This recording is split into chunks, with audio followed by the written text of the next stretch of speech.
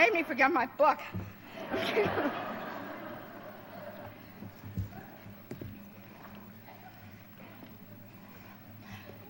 Thank you.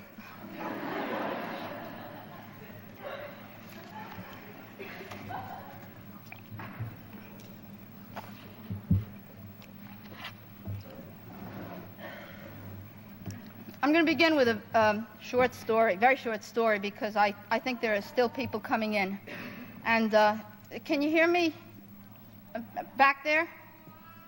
If you, at any point you can't, try to attract my attention, okay?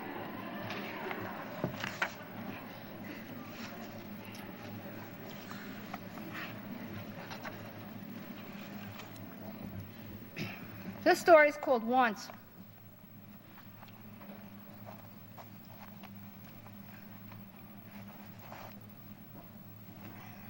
I saw my ex-husband in the street. I was sitting on the steps of the new library. "Hello, my wife," I said. We'd once been married for 27 years, so I felt justified. He said, "What?" "What life? No life of mine." I said, "Okay."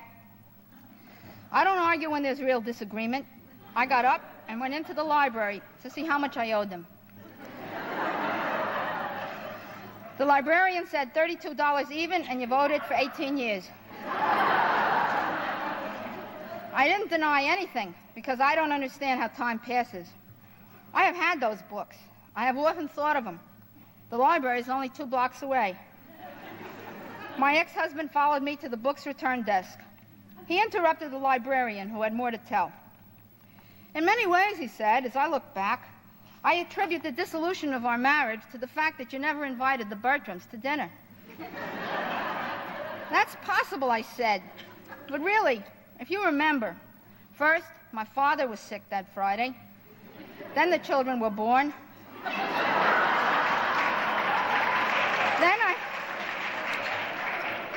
Don't do that.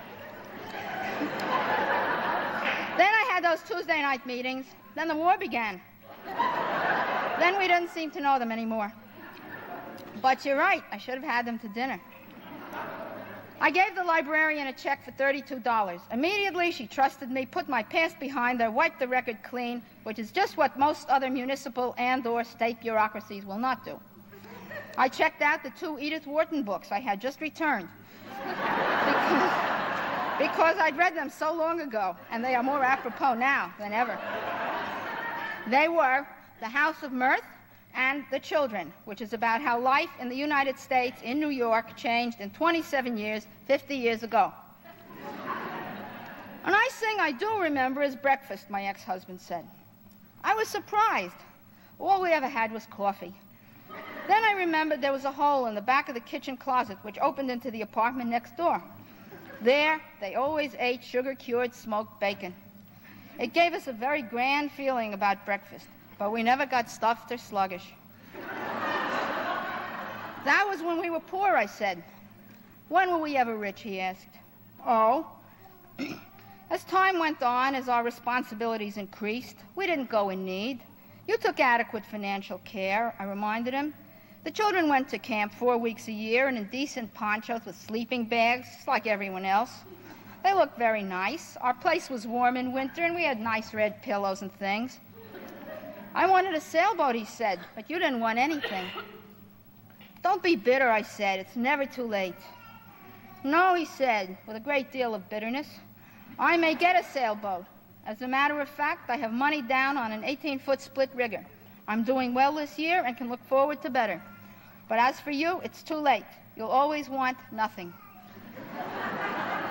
He had had a habit throughout the 27 years of making a narrow remark, which, like a plumber's snake, could work its way through the ear, down the throat, halfway to my heart. He would then disappear, leaving me choking with equipment. What I mean is, I sat down on the library steps, and he went away. I looked through the House of Mirth, but lost interest. I felt extremely accused. Now, it's true. I'm short of requests and absolute requirements. But I do want something. I want, for instance, to be a different person. I want to be the woman who brings these 2 books back in 2 weeks. I want to be the effective citizen who changes the school system and addresses the Board of Estimate on the troubles of this dear urban center. I had promised my children to end the war before they grew up. I wanted to have been married forever to one person, my ex-husband or my present one.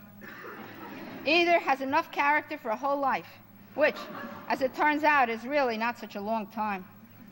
You couldn't exhaust either man's qualities or get under the rock of his reasons in one short life.